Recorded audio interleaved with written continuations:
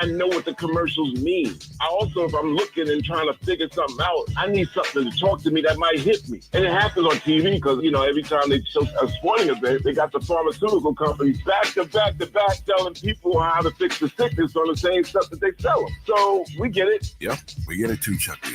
And that's why at KBLA Talk 1580, we don't black down. Drop it! Our freedom of speech is freedom of death. We got to fight the powers that be.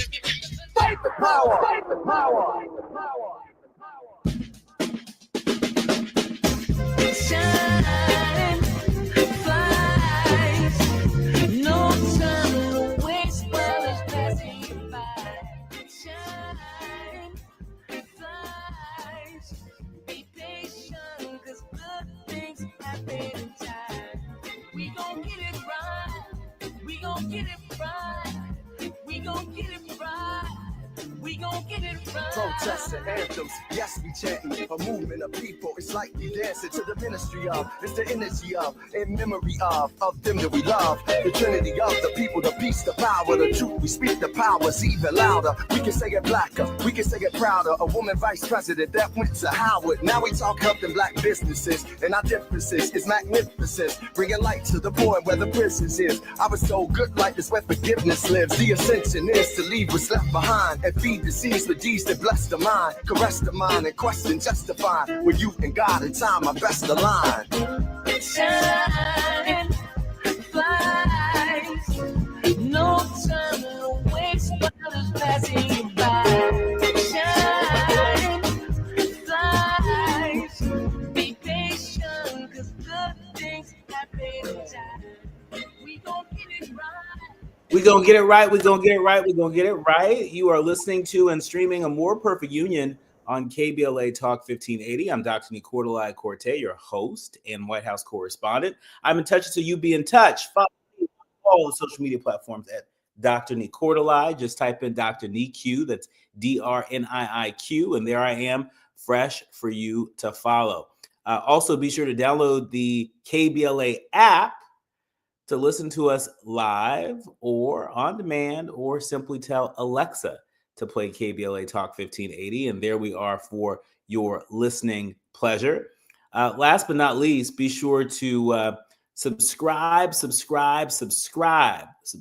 A More Perfect Union podcast powered by KBLA Talk 1580. Did you know we're the only Black owned and operated talk station west of the Mississippi? Did you? Well, if you don't know, now you know, and pass it on.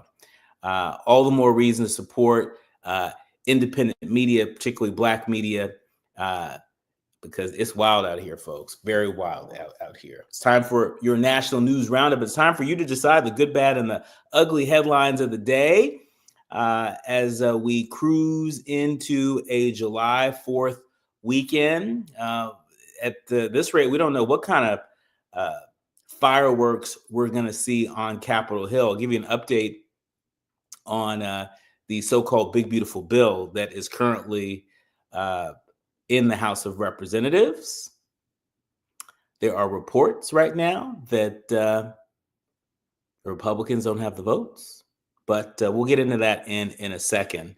In our second hour, just so you know where we're going, we're going to dig into all the latest Diddy news. You know, the verdict is in, and he was found not guilty on the majority of the charges, guilty on 2 charges. We're going to get into that with folks covering the entertainment beat, and so don't you worry. But this hour, if you see me around town, coast to coast, I have been carrying this book and really deeply immersed in it. It's called Dear America, Notes of an Undocumented Citizen by Jose Antonio Vargas.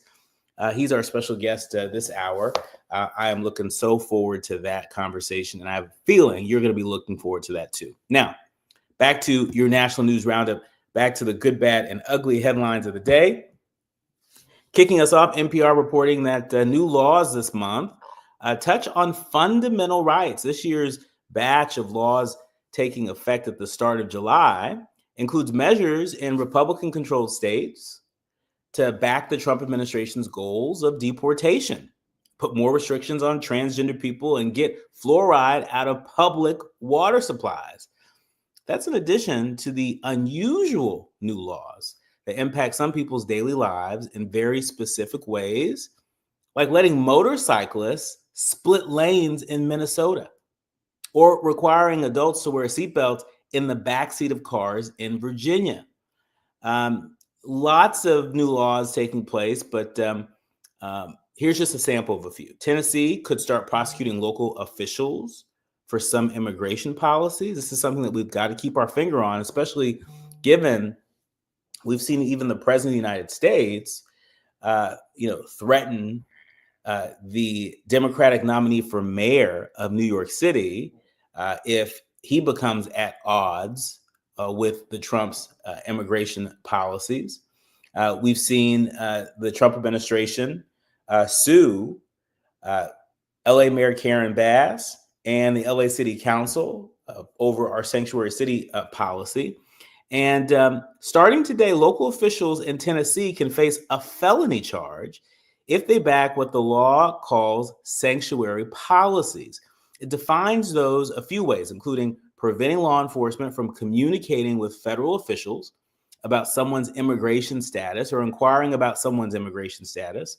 Local officials worry that they could even be charged for certain votes on city or county councils. And days ago, 7 members of the Metropolitan Nashville Council sued to block the law, saying it infringes on free speech and prevents them from serving their constituents. And so that's just one example of some of these wild, wacky laws taking root. Wyoming is rolling back rules for gun-free zones in public buildings.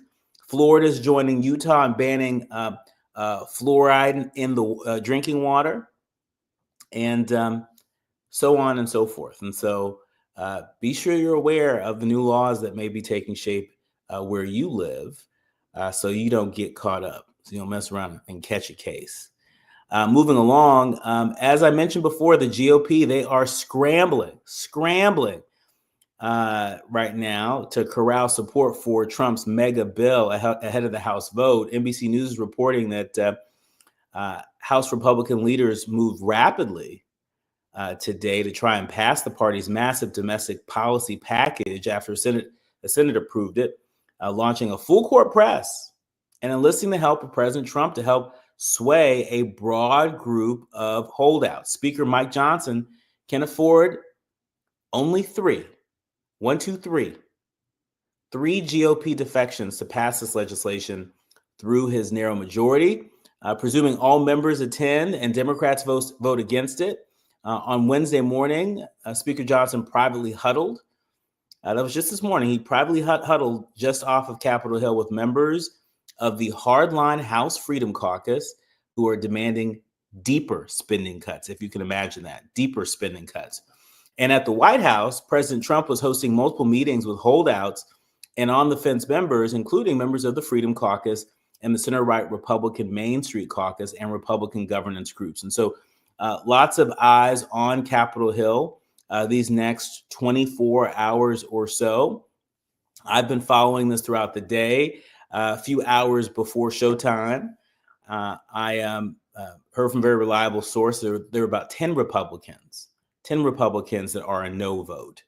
And so this is not on the glide path as of this moment to pass in the House of Representatives, but anything is possible in this town. When we come forward, I'll be joined with the Pulitzer Prize winning author, Jose Antonio Vargas. He's author of Dear America, Notes of an Undocumented Citizen. I have been waiting to talk to him so long, and I'm so glad that we get to talk to him together. You're listening to and streaming A More Perfect Union on KBLA Talk 1580. Jose Antonio Vargas when we come forward. You're listening to A More Perfect Union on KBLA Talk 1580. We've got a lot to talk about. Yeah. At KBLA Talk 1580, we're proud to be celebrating 4 years on the air, but we know we could not have made it this far without you. We work hard every single day to curate conversations that will enlighten, encourage, and empower you. So, from all of us at KBLA Talk 1580, a big thank you for your love and support. You don't know how much you mean to me. And by the way, if your smartphone did not update automatically, be sure to download our brand new KBLA 1580 app. We think you'll love all the new features, including new ways to send us photos and video in real time. Whenever news breaks, while we're on the air, it's a new dawn, a new day for KBLA Talk 1580. And we're glad you're on this journey with us. You never turned away, you were right there. Thank you, thank you.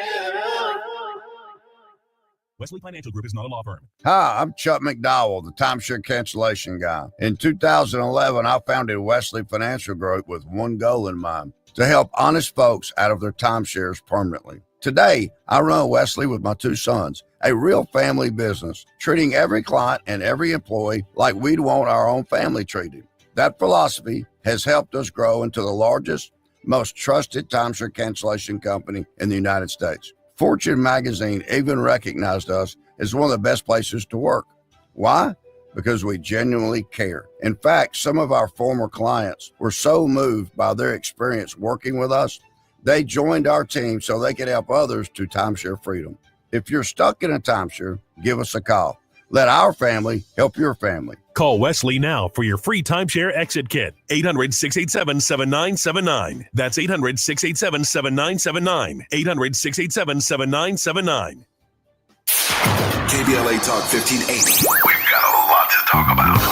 KBLA Talk 1580 is committed to self-care and community well-being. Walk Good LA was formed in June 2020, inspired by the Black Lives Matter movement and the beginning stages of the COVID-19 pandemic. What began as a few minutes of breath work and yoga meditation before protests against police brutality turned into a safe space for the community to heal in hard times. The immensely positive response from the community transformed the momentum into a movement. Today, Walk Good LA is a Black and Brown-led community wellness organization based in Los Angeles. They provide spaces for healing through community yoga classes, guided meditations, hikes, run clubs, and other activations throughout Los Angeles that attract hundreds of members weekly. With the help of Propel and Michael B. Jordan, they now have a yoga and wellness studio in Los Angeles called the Walk Good Yard. To join their mailing list and connect with healing spaces, please visit walkgoodla.org. That's walkgoodla.org. Or find them on Instagram at walkgoodla. This is a community call to action, a community call to healing from KBLA Talk 1580. Hit me! National News The Consequence. Informed opinion. And analysis beyond the headlines. You're listening to A More Perfect Union on KBLA Talk 1580. You're listening to and streaming A More Perfect Union on KBLA Talk 1580. I think we have Jose Antonio Vargas with us. Jose, are you there? Yeah, I'm here. Can you hear me? We can hear you. We can't see you, but we can hear you. So wonderful to have you join us here. I am a big fan of your new book, Dear America, Notes of an Undocumented Citizen. You, of course, are the winner of a Pulitzer Prize, and it shows. Talk to us about how well the book has been received.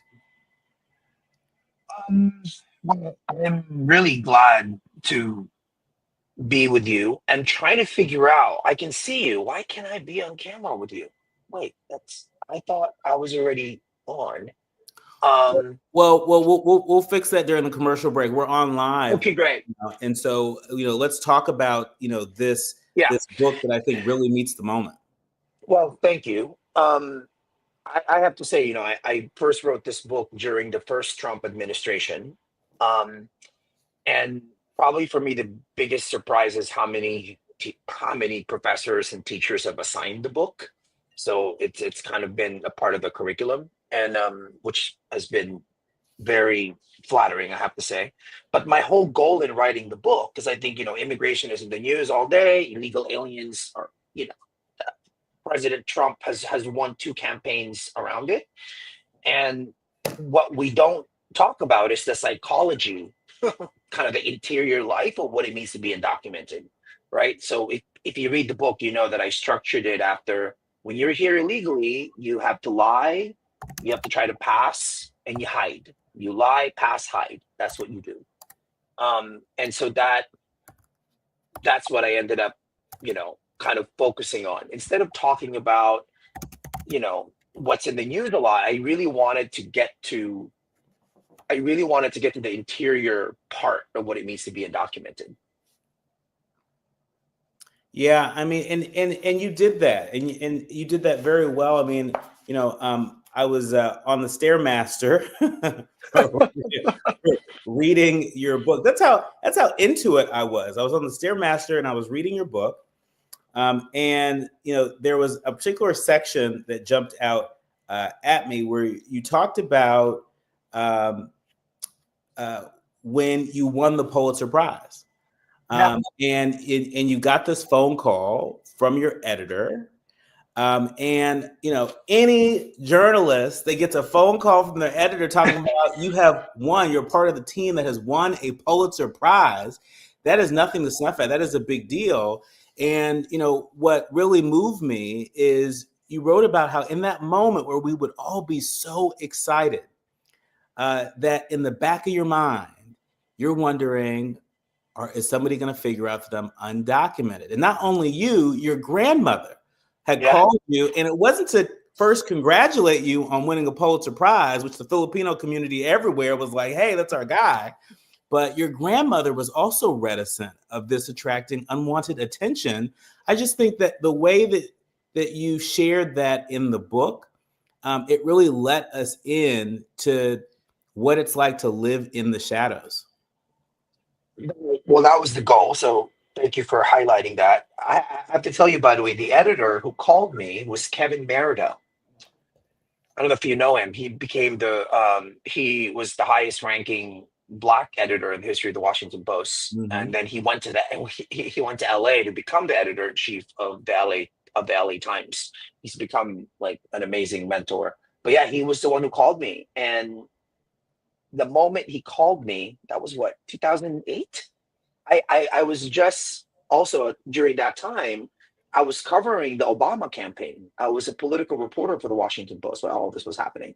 So I'm like driving around the country with a driver's license that I wasn't supposed to have, just waiting like a ticking time bomb. I think I always knew that someone was going to find out, that someone somewhere was going to find out that this is what was happening with me.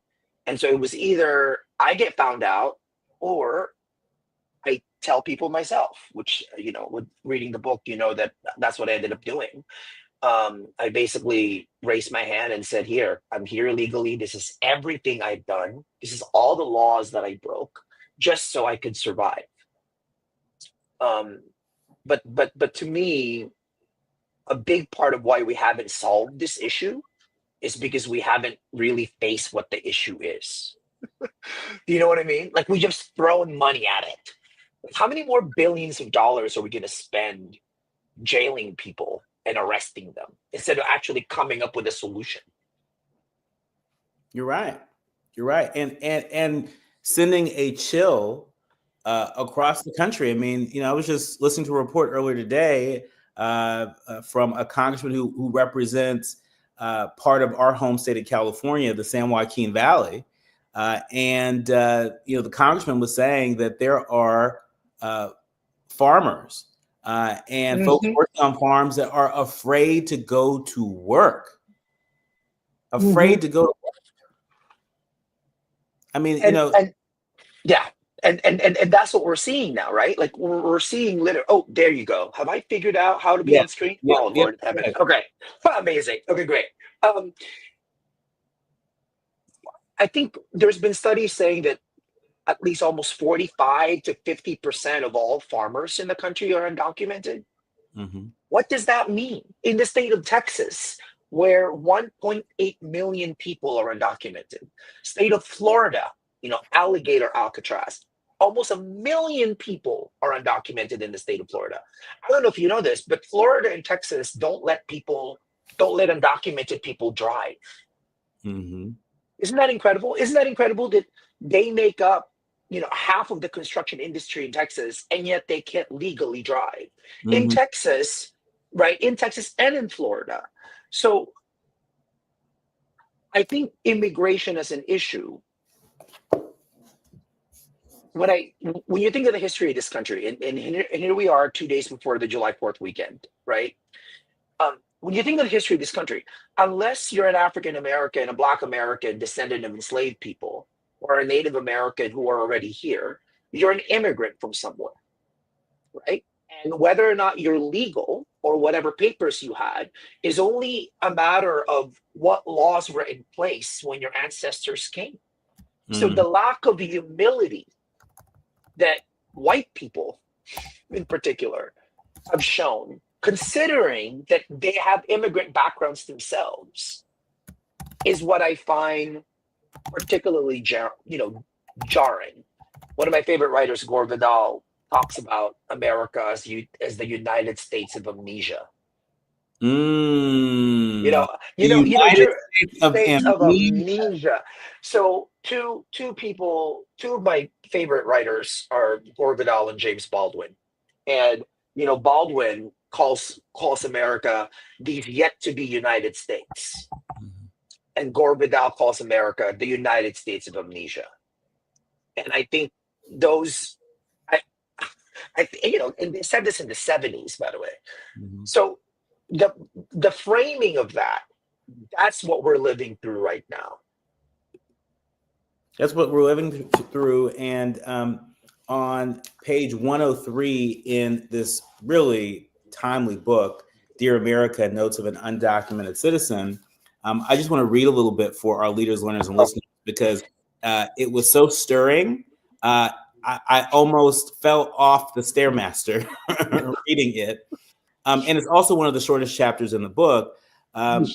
You write how you start with, young man, the sheriff said as he leaned against my rental car, did you know you were driving about 30 miles over the speed limit? He took off his sunglasses. License and registration, please. It was March 2008. This was the first time I was pulled over by any kind of law enforcement. Usually I was more than cautious driving at or below the speed limit, but I was on deadline on an election night and I didn't realize I was driving that fast. And all the places to get caught, I was pulled over in Texas, where I've been driving for about 2 weeks, covering the historic primary race between Barack Obama and Hillary Clinton. As I slowly reached for my license, questions ricocheted in my head. What if the sheriffs find out that I'm not supposed to have this license? What if he puts me through some tests and I forget the address that's listed on the license?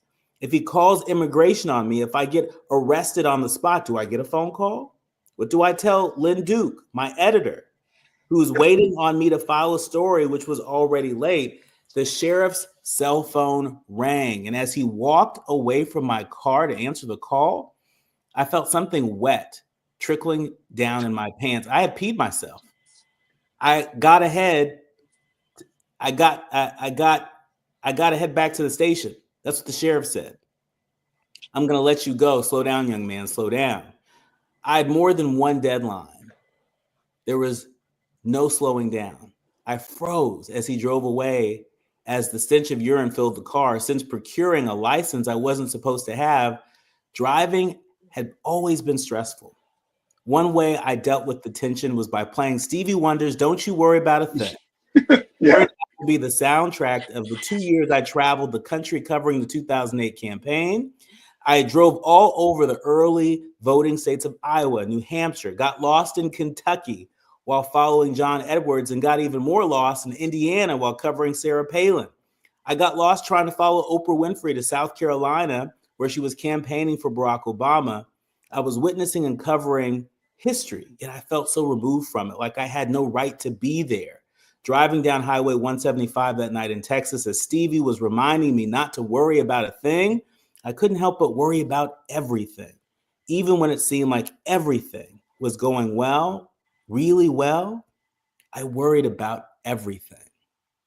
Wow. You really took us there. You really took us into the mind and the life and the competing priorities of undocumented people. Well, thank you. By the way, I can't think of a better honor than somebody reading your words to you. So that was wonderful. A few things I'm thinking about.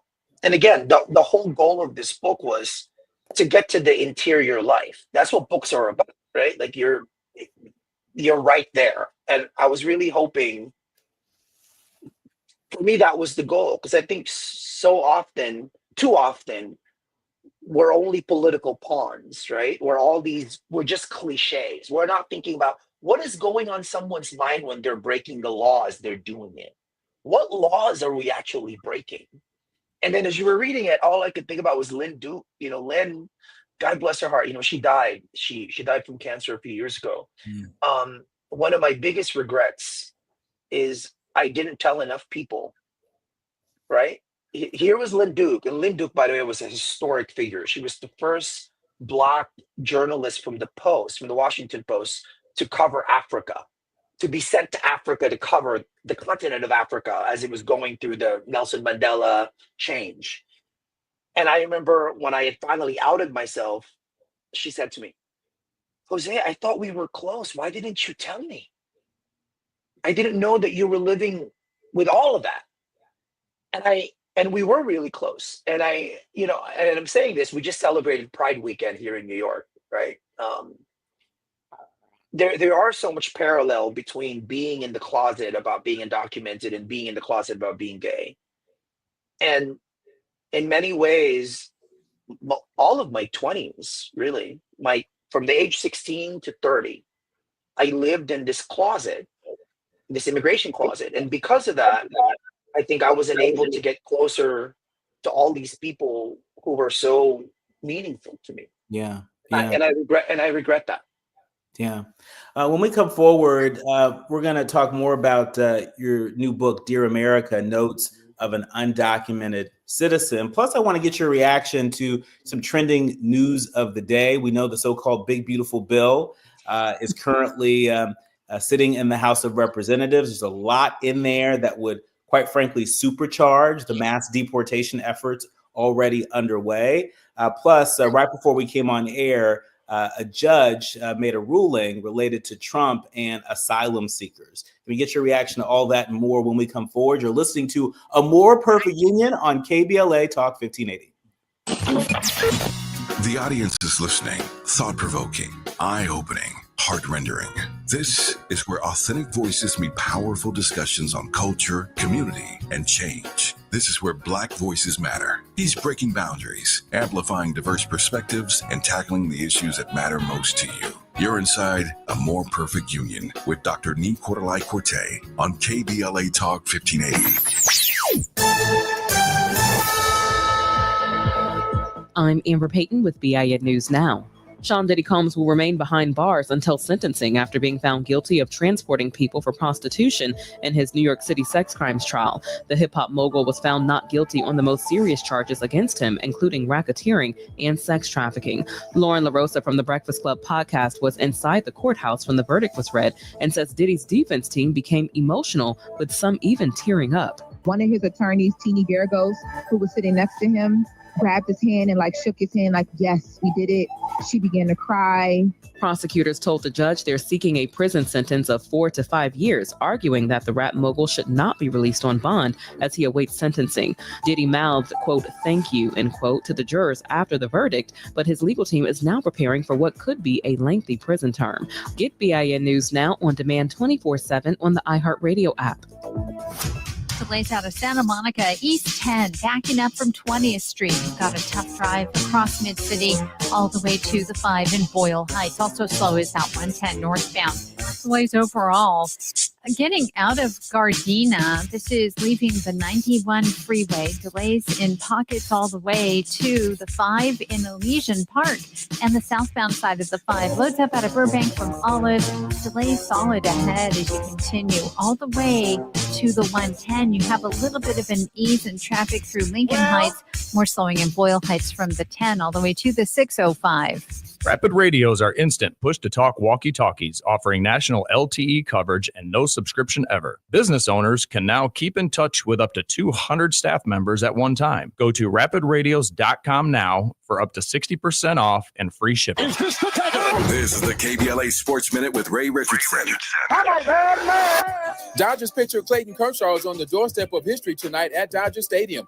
Kershaw needs only 3 strikeouts against the Chicago White Sox to reach 3,000. Kershaw will become the 20th Major League pitcher to reach the legendary milestone. By the way, there are 3 African-American pitchers who had 3,000 or more strikeouts before retiring: Ferguson Jenkins, Bob Gibson, and CC Sabathia. All 3 are in the Major League Baseball Hall of Fame. NBA sources claim the Lakers are one of 3 teams already expressing interest in veteran guard Damian Lillard, who was released by the Milwaukee Bucks on Tuesday. If the Lakers are serious about Lillard, they will have to get in line with the Golden State Warriors and Boston Celtics. Lillard, who turns 35 on July 15th, is recovering from surgery in May to repair a torn Achilles tendon. The 9-time All-Star is expected to miss most of the first half of next season. No debates, no speculation, just the info you need. That's your KBLA Sports Minute. I'm Ray Richardson. More news, opinions, and conversation when we come forward on KBLA Talk 1580. Yeah, y'all, come on. Come to At KBLA Talk 1580, we fight the power every day. Yeah, gotta give us what we want. Gotta give us what we need. Hey. I listen to KBLA and I love the commercials. I know what the commercials mean. I also, if I'm looking and trying to figure something out, I need something to talk to me that might hit me. And it happens on TV because, you know, every time they show a sporting event, they got the pharmaceutical companies back to back to back. Same stuff that they sell them. So we get it. Yep, we get it too, Chuck B. And that's why at KBLA Talk 1580, we don't black down. Drop it. Our freedom of speech is freedom of death. We got to fight the powers that be. Fight the power. Fight the power. KBLA Talk 1580. We've got a lot to talk about. Imagine a Los Angeles where everyone can thrive, where communities have access to the resources they need to succeed. That's the vision of Detours Mentoring Group, Inc. They're dedicated to improving life in LA County by providing educational support, employment assistance, and spaces for community engagement. By 2050, they want LA to be the best place to connect, create, learn, live, and play. They're working toward an education system that's well-resourced and culturally responsive, becoming a hub for artists and innovators, and making sure everyone has access to healthy food, quality healthcare, and safe housing. It's about building a future where we all have the chance to succeed. We invite you to learn more about their mission and get involved with Detours Mentoring Group, Inc. This is a community call to action from KBLA Talk 1580. What make you? Yeah. The California Crusader newspaper would like to thank all of our subscribers for their support throughout the years, proudly serving the South Los Angeles and South Bay areas for more than 40 years. The California Crusader is a multicultural, Black-owned, adjudicated newspaper that focuses on providing newsworthy information to the people in our community. We're constantly looking for ways to assist businesses in our community to connect with our subscribers. We provide low-cost, effective ways to promote your business with our reasonable and affordable advertising rates. You can participate by suggesting, sharing, and submitting your stories on the California Crusader newspaper Community Share Facebook group page, or visit our website at cal-cruise-news.com. That's calcruisenews.com. Then click on the Submit Now button located on the top right corner of the homepage, or text CCN to 42828. Again, text CCN to 42828. The California Crusader newspaper, working together to build a better community for our future. Subscribe today. Now back to building a more perfect union on KBLA Talk 1580. You are listening to and streaming A More Perfect Union on KBLA Talk 1580. I'm Dr. Nii-Quartelai Quartey, and he is Pulitzer Prize-winning author Jose Antonio Vargas. Look, you have to take my word for it. Michelle Alexander says that this book ought to be mandatory reading for every American, and I could not agree with her more. I read a lot of books. I read a lot of things in preparation for our conversations with change makers and storytellers and leaders of all different shapes and sizes. And I have been carrying this with me everywhere. This has been in my gym bag. This has been in my briefcase. This has been with me on flights. I think this book really meets the moment, and I hope that so many of our leaders, learners, and listeners pick it up. It's called Dear America, Notes of an Undocumented Citizen. Jose, one of the things that you do in this book that not a lot of authors do is, you don't mince words in talking about how Black genius and how Black humanity and Black leadership has really informed your thinking of this country, about what's possible, about what is right, about what is just. Wait a second. That's an interesting comment. Like, you mean non-Black people co-opt Black history without acknowledging, without being explicit about the co-opting? Weren't you just talking about the United States of amnesia? Well, because honestly, for me, well, thank you for acknowledging that, and that was really intentional on my part, right? Because I was really lucky. I grew up in the Bay Area in California. And by the time I was in 8th grade, which was only 2 years after I arrived in the country, was an ESL student, did not speak English, is not my first language. I was assigned to read The Bluest Eye by Toni Morrison. And that was like a bomb that exploded in my head. And there's a chapter in the book called The Master Narrative that was really the turning point about my own education. And then when I was writing this book, it was really important as a writer. I did not fully achieve it, but I was aiming for like a literary device. And by the way, that's why the chapters are so short. I wanted the reader to get a sense of what happens when your life is spent on the run. I was just running, lying, passing, hiding. So I wanted the reader to kind of get that tempo. And my inspiration for that was Toni Morrison's penultimate book was called Home. It was the second to the last book that she published before she died. And it's all about this Black Korean vet who comes home to America and then reunites with her sister. It's actually one of her shortest books, but she accomplished a lot through like rhythm and tempo. So that was what I was going for. I didn't fully achieve it. But to me, Black genius strikes at the heart of what makes America exceptional. And by that I mean Black people from the very beginning, when the founders of the country said that this country was for freedom and liberty and the pursuit of happiness, Black people had to call, wait a second, what? People forget, right? Like there were 2.5 million to 3 million people who populated the 13 original colonies of this country. And at the time, there were, people say 500,000 Black people who were not a part of this perfect union that America was trying to say. And I'm saying these numbers because think about that. 2.5 million people in the 13 original colonies, when all those founding fathers decided that only property owning white men could be U.S. citizens. And here we are in the age of Jeff Bezos, right? Here we are, and to this day, the idea of citizenship and who gets to be a citizen.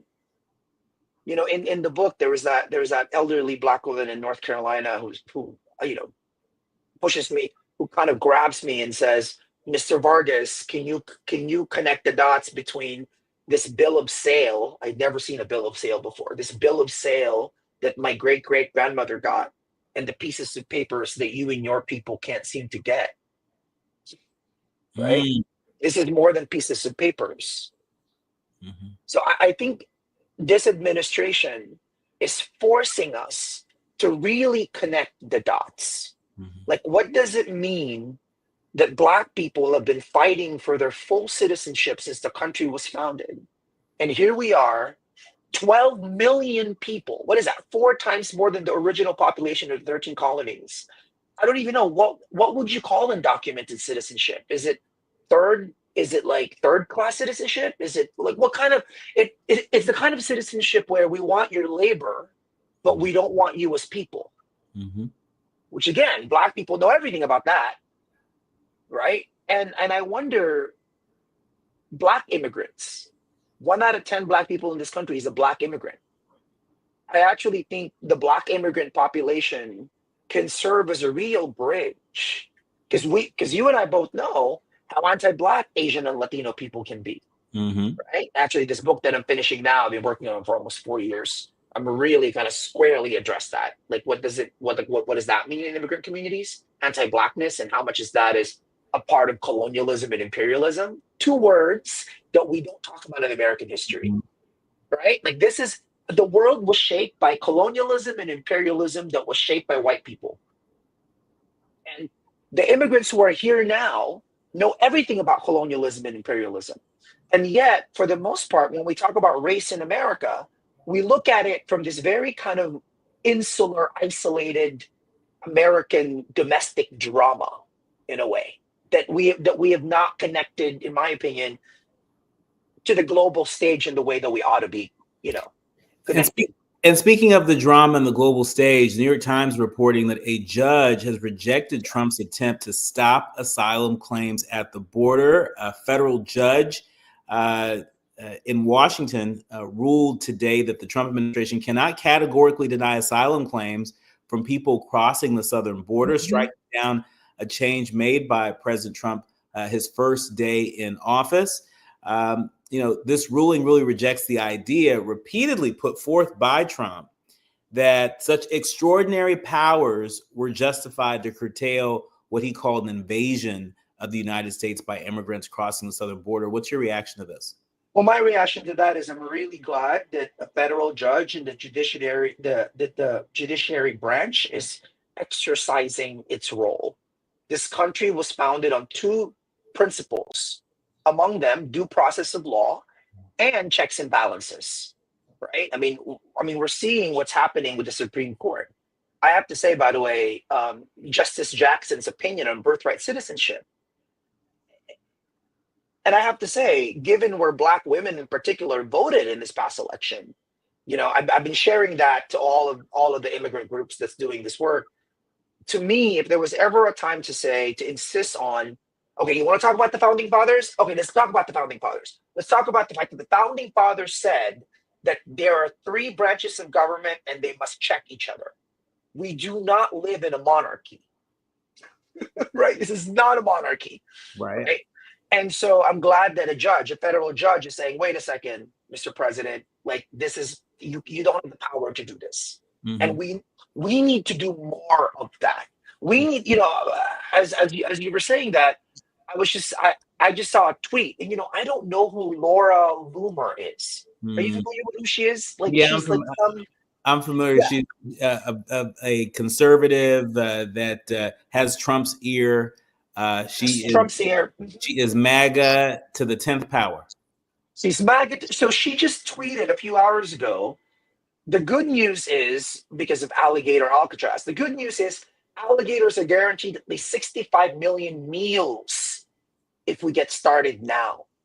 Now, there are 12 million undocumented people in this country. You know what the 65 million figure is? That's the Latino population in the country. So, to me, we're not even hiding the fact that we're not talking about legal or quote unquote illegal people. We just don't want a bunch of brown people in this country. And of course, the complexity there is, as you and I both know, some of those 65 million Latinos voted for President Trump. That's right. That's right. Whiteness is ideology. Whiteness is ideology. There are a lot of people of color, Latino, Asian, some Black, walking around, right? Whiteness is ideological. It's not physical. It's ideological. It is so pervasive that it becomes the oxygen that people breathe. Yeah. I once read somewhere that white supremacy is the ocean, not the shark. And I think we so often think of white supremacy, and we think of remedies to racism and white supremacy as, we've got to go after the shark. We've got to be on the lookout for the shark, right? And the possibility that white supremacy might be the ocean, right? Yeah. That may be a more honest and accurate assessment, of what we are up against. And it also, to your point, it allows for the possibility that there may be people who are non-white that are peddling in white supremacy. There are white supremacy. I mean, I would say to you, millions of us are. Mm-hmm. Because the reality is, once an immigrant gets to this country, what do? You look at it and you go, who's at the top? Who's at the bottom? Who's being exploited to be at the top and at the bottom? And you make a choice. This is actually this book that I'm finishing now is kind of part of what I'm grappling with is once, we have 53 million immigrants in this country, right? According to Pew Research census, mostly Latino and Asian, and of course, Black immigrants. And once they get here, they have to make a choice between whiteness as ideology and what the Black struggle represents in America. Because all you have to do is look at the voting patterns. Mm-hmm. There's not a single group of people in America who votes as consistently as Black people do for the Democratic Party. They're the only group that says, wait a second, right? Mm-hmm. And having grown up in a Filipino American household, thankfully it's changing because you're seeing a generational shift. Like my nieces and nephews and my cousins are the ones that have to call out the aunties who say something racist, right? Because for us, growing up with Black people, consuming Black culture, like that becomes so much that's making so much of our America. Mm-hmm. And yet the older people in our family bring, I remember growing up in the Bay Area, I told one of my grandmas that I was going to Oakland. And she was like, oh, you don't want to go there. Black people are there. And I'm like, wait, why is she saying that? Mm-hmm. Where did she pick it up? And why does she believe it? Mm-hmm. Right? The media plays an incredible role in shaping people's perception because so many people, the only way they interact with Black people or with immigrants who are Latino or Asian is through the media they consume. Mm-hmm. Right. And so to me, like that is such a part of this moment that we are in, right? Like we are boogeymen in the minds of all these MAGA people. We are. And there are a lot of folks that are very comfortable when we're entertaining them. But the moment that we say or do anything that exercises our humanity or that affirms the mm-hmm. dignity of other Black people, right? Or calls out the white supremacy ideology in policy or in practice, then that's when we become public enemy number one in the eyes of some people. But to me, that was the Toni Morrison lesson early on. She basically said you always have to pull the glove inside out. Mm-hmm. Pull it inside out. So when this Charlie Kirk guy, I don't know who Charlie Kirk is. He's part of the MAGA media. I don't know if you saw the video of him saying, Why is Zoran Mandami eating with his hands? Mm-hmm. Did you see that? And that was so un-American. Mm-hmm. I think to myself, wait a second. How do you eat a hot dog? Do you know where a hot dog comes from? It comes from a German immigrant.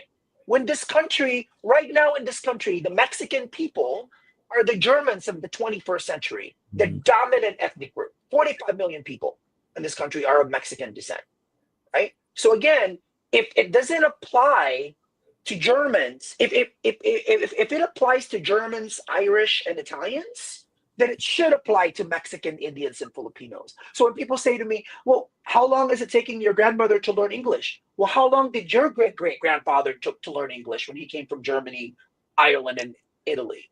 Mm-hmm. Right? So to me, the glove is not being pulled inside out. And my worry is how many of us have surrendered to whiteness as ideology, to the patriarchy, really, right? Because we're seeing this too with attack on trans issues. I just think in many ways, and I say this with as much empathy as I possibly can muster, straight men in this country are having just a total panic attack. Just a panic attack, right? And you're seeing kind of how that's turning out. So how the reality is my America includes people like Charlie Kirk and Laura Loomer. They may not think I'm included in their America, but they're included in mine. So then how do I go deal with them? Mm-hmm. What does that look like? And to me, by the way, that's why the title of the book is Citizen. I didn't put undocumented immigrant. Citizen, because to me, that's the conversation. Citizenship is the conversation. I don't want to have to go to Charlie Kirk or Stephen Miller to say, you want to compare who's contributed more to this country? Do you want to go do that?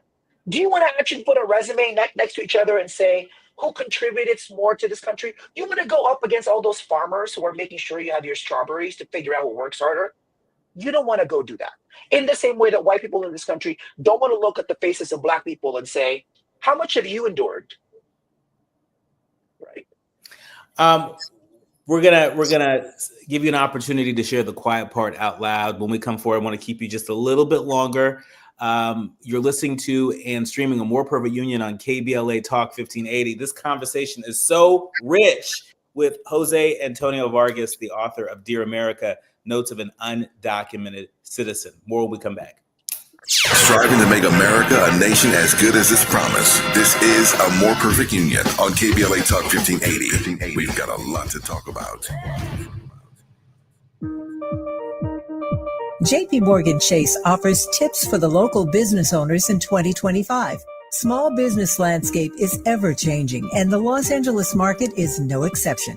A startup or legacy business, revisiting your mission statement and recalibrating offerings can renew opportunities for growth and innovations. Programs like Chase for Business Coaching for Impact gives entrepreneurs access to expert guidance, helping you streamline operations, strategize your growth, and navigate complex challenges. Businesses with a clear sense of purpose can navigate any challenge effectively, but also build stronger customer loyalty. Visit chase.com/coaching for impact for more information. This segment is sponsored by JP Morgan Chase.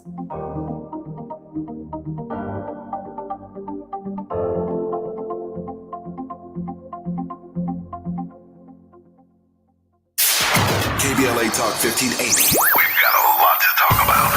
KBLA Talk 1580, connecting you with services and solutions. The Autopsy Initiative provides a second autopsy free of charge for victims' families who have lost their loved ones due to a police-related death. The services offered through the initiative include the completion of a second autopsy, disclosure of preliminary findings, and a final autopsy report. A police-related death is when an individual is harmed by police officers using deadly force, which results in an individual's death. Police-related death includes in-custody deaths, including those that arise during contact with law enforcement officers during arrest, pursuit, booking, transport, or incarceration. The Autopsy Initiative has a team of board-certified pathologists on call. An autopsy request may be completed by anyone with a close relationship with the victim, which may include the victim's spouse, partner, relative, close friend, or lawyer. To request a free second autopsy for a victim of police violence, please visit knowyourrightscamp.com. That's knowyourrightscamp.com. Then click on Autopsy, then click on Request. At KBLA, we believe in justice for victims of police violence. We say their names, and we don't black down. This is a community call to action from KBLA Talk 1580. Hey there, Los Angeles. This is James Lucky Jr., publisher and editor of Los Angeles News Observer. Are you hungry for news that matters to you in the African-American communities of Los Angeles? Well, buckle up, because we got the scoop you've been craving. Stay in the know and never miss a beat with our free weekly publications conveniently available near you. Or hop on the digital wave and become an exclusive subscriber at OGNSC.com. Don't forget to join the party on Instagram and Twitter at OGNSCINC for behind-the-scenes access and sizzling updates. No more FOMO. Let's stay informed, connected, and empowered together. We face tragedy, but we don't fall into despair. We continue our work to build a more perfect union. You are listening to and streaming A More Perfect Union on KBLA Talk 1580. I'm Dr. Nii-Quartelai Quartey. He's Jose Antonio Vargas. He is author of a book that belongs in your hands. Don't let this summer go by without reading this book, Dear America, Notes of an Undocumented Citizen. When y'all stop me in the grocery store or stop me in the airport or wherever in between and say, what are you reading? I'm telling you right now, I'm reading Dear America, Notes of an Undocumented Citizen. Jose, I want to give you a chance to share what's on your mind, what's on your heart when it comes to what is happening right now in the U.S. Capitol, just a few miles from where I'm at today in Washington, D.C.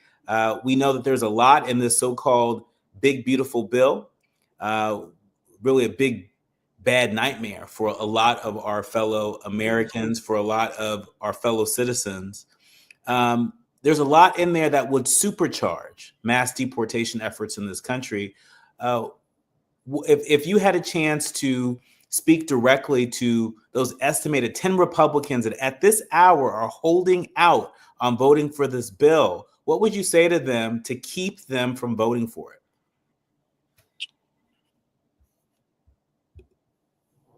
That's a great question. In about a minute. How many more billions of dollars are we going to spend locking people up because we don't want to actually solve a problem? How many more billions of dollars of our taxpayers' money, including mine, because I've documented people pay taxes, are we willing to spend to not solve a problem? And I think we're seeing in real time that you can't solve a problem that you don't even want to see, right? The reality is, the thing that I grapple with a lot is we live in a post-literate, post-truth era. Let me repeat that. We live in a post-literate, post-truth era. That's how we got this president, right?